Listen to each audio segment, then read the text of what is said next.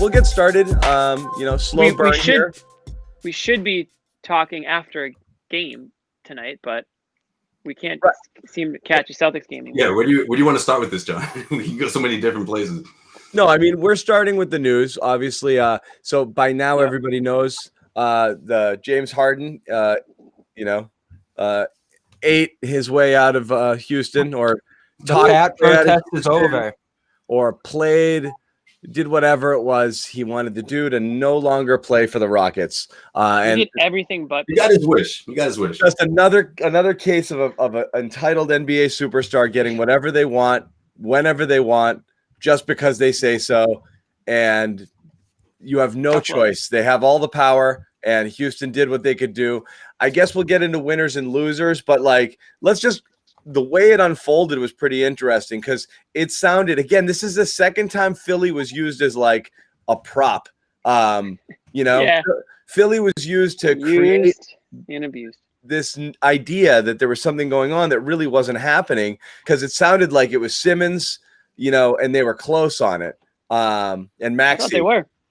And, and as soon as you guys texted, you're like, it's done. I was like, oh, wow, Simmons is gone. It was like, nope, it's a really complicated 4-team deal with a bunch of pieces. So that to me doesn't lead me to believe that, the Philly deal was on the table, and then, all of a sudden just they were like let's go do this really complicated 4-team deal. That means Philly was really never in. And let's get Indy involved. Yeah, they used Philly as leverage. Come on, that's exactly what this was. Maybe, but this had to have been much of that. It had to have been going on for a long time. Maybe they were flirting with the idea, but did you really think, with the way the Philadelphia 76ers started out, you really think that Doc Rivers wanted to sign up for that task, that tall task? I think Doc was thinking, well, wait a minute, I think I fixed this thing. I think I'm the cure here. And 10 games into it, we have a pretty good record. And the Celtics managed to have first place right now, but I don't think he was excited about coaching James Harden. Well, the early returns out of Philly were that Doc was relieved because he likes Ben. Simmons was crazy relieved because he wanted nothing to do with going to Houston, and even Embiid was happy. So it seems like Philly's all set. Philly felt like we're all set with what we've got. They like what they have right now. And I listen. If I was the Rockets, I would have been so happy if my star player demands a trade, and all of a sudden Ben Simmons becomes available, and it sounded like maybe Maxey may or may not have been part of the deal. I mean, that to me would have been the luck of all lucks, timing wise, for Houston. Man, I mean, I know Houston got an absolute haul if you're into the whole draft pick thing. And I'm sure Bobby's going to tell us why it's so much better than what the Sixers could offer because of all the draft picks and everything like that. But for me, if you're Houston, you've got John Wall, you've got DeMarcus Cousins. I know he's not like a cornerstone piece anymore, but you've got Christian Wood. You've got some good players there. And if you were able to bring in Simmons and maybe another guy, you can be competitive. And that to me is, I think, what Houston would have wanted rather than to just do a full rebuild. I mean, man, imagine being a Rockets fan right now and what you're used to watching on offense and from that team. And now all of a sudden you really don't have much of anything at all to really look, at least long-term with Christian Wood. Before we get into it, let's just break it down just so everybody's got it. Yeah. You're looking at basically the deal, and I want to just pull it up entirely to have the whole thing. But the Nets just get Harden, right? Yep. Well, that's basically it. And so it wasn't technically a 4-team deal, but there was a second trade after the fact. Yeah, so the Pacers and Rockets made a trade after. They made a trade after the fact. Okay. But basically, the Nets get Harden in a second-round pick. The Rockets get Victor Oladipo from Indiana that got involved here. Exum, pronounce it for me. Kurocs. Kurocs, right? Kurocs. Kurocs. Exum, bro. You said it right. Yeah. 4 first-round picks. Harden. And 4 pick swaps. Okay. Cavs get Jarrett Allen and Taurean Prince. I don't know Levert's gone too. And Levert goes to the Pacers, which is I think huge. So what's funny is my Pacers. Pacers sneaky get better there. And they had been great. You look at them, you're probably talking about them being a top 3 team in the East already, and Oh, he probably fits in the mold there as well. So Wait. it Are was you saying they could possibly be better than the Celtics? Wait, Jimmy, yeah. didn't Wait a second. I thought I was going people crazy. scream at you and call you a lunatic for saying Yeah. such things? All Yeah. right. Joke No, is I had anything about basketball. What am I doing on this show? What am I doing Yes. on any show? I'm an Yo, idiot. Jimmy got- I'm a hater. Well, explain to me, Cleveland. I don't get it all. I mean, Cleveland's now got. assets, baby. Cleveland's got Drummond, Allen, Thonmaker, JaVale McGee. Like, what do you need? Lot All of of these trees. 7 They got Bolden. big Celtics 2013 energy. The first year of Brad Stevens. And Bolden. You know, they Yeah, got right. like 4 It'll be about 7-footers as on good them. too. The Cavaliers have some nice Just pieces tough. into the future. They were the question was whether they were going to be a sneaky Harden trade here, but instead they choose to just keep piling up those assets. And So who's the winner here? I'm gonna go out. I'm gonna change my opinion 5 times on this trade. I probably. it's Brooklyn. But Brooklyn. I No, think it's not. It's gotta be Brooklyn. I think both Brooklyn and Houston lost this trade. Believe it or not. I really do. I don't know that Brooklyn is market. I really do. This I think- isn't the final team we're going to be looking at with Brooklyn either. Okay, Bobby or Josue. Brooklyn will add some bigs. Why You're not going at it with just Jordan, Yeah. right? They'll add a big, and they actually have depth around these guys. I don't think they lost that many. The picks don't go far enough to matter for me. They do. They're not They do. A They little do bit. eventually, but only at the tail end. They're not Yeah. going to be bad enough that early. I'm surprised there wasn't pick protections there, but I'm not. I'm surprised Houston didn't say, can we push them all to 2 years from now? You know, can we start this all? Like, that's what I would have done. If I were Houston, I would have tried to start I don't this. think you can do that. I think there's a limit on how far out it can go.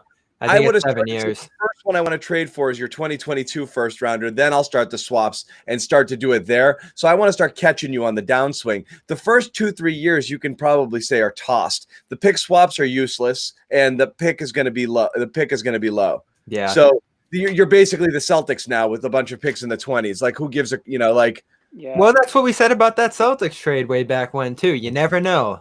Durant and Irving are signed never for know. 2 years, and that's Harden's window as well. So all 3 of these guys could potentially be free agents after next year.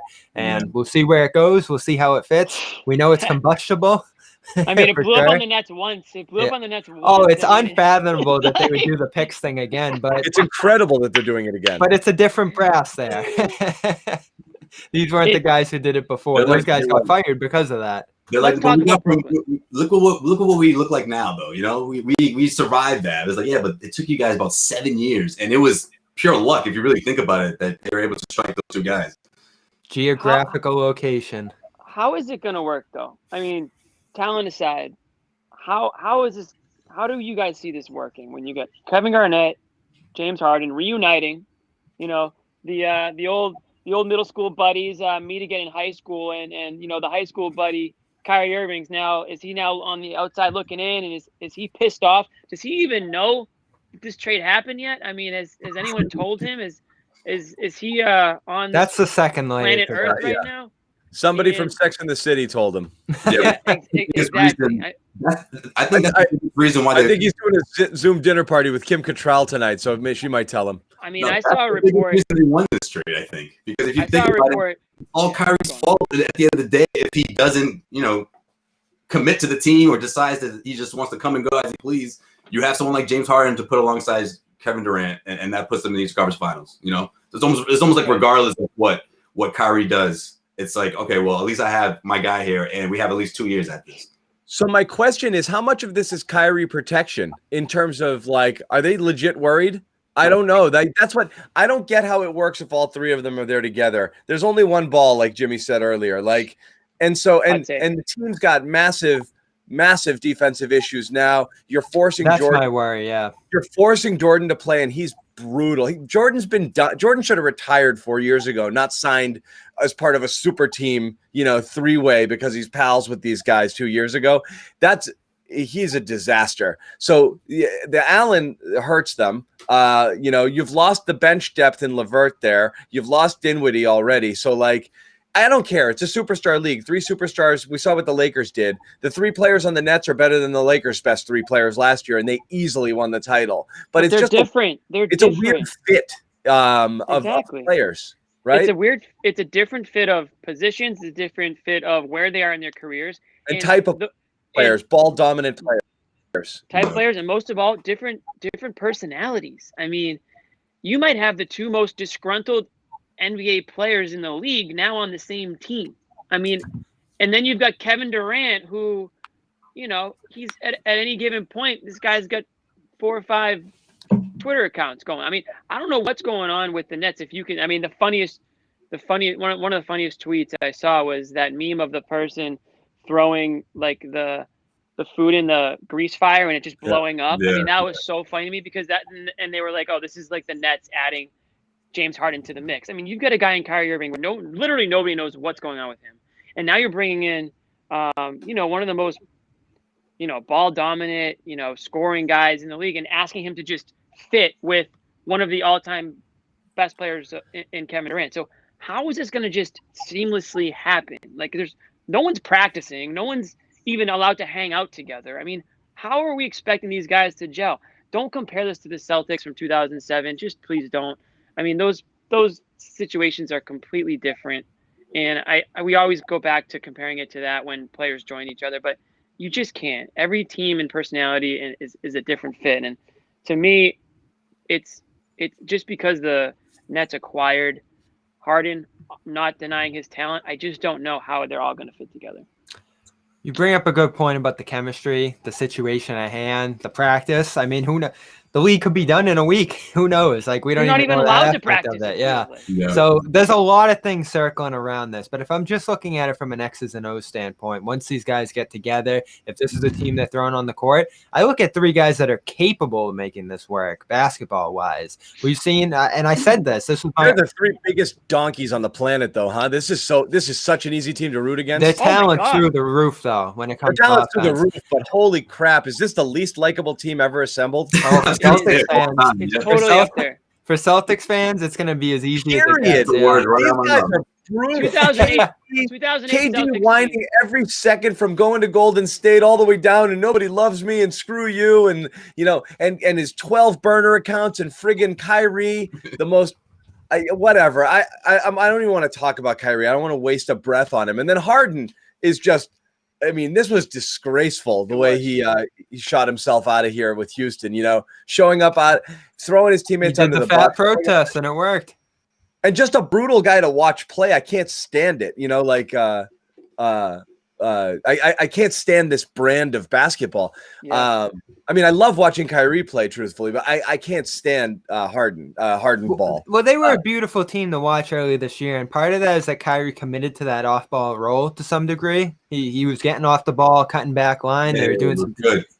They were doing some baseline pick and roll work there. There's just a lot of, you know, pretty good sets out of that D'Antoni offense and some of the good coaches that they've assembled around Steve Nash here. Now, how does Harden fit into it? There's a lot of talk about him moving off the ball, which he hasn't done since Oklahoma City.